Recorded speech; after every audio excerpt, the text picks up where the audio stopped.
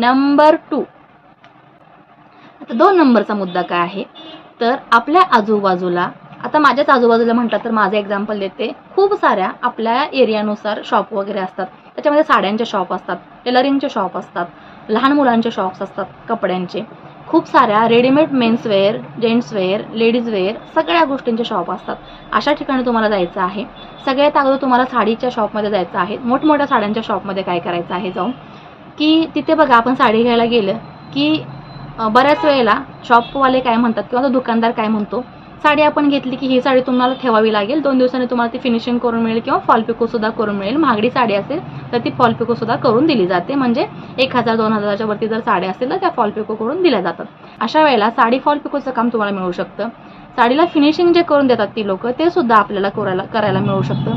कारण ह्या गोष्टीसाठी लोक आहेतच की त्यांच्याकडे, आणि त्या लोकांमध्ये आपल्याला जर त्यांना जर रिक्वायरमेंट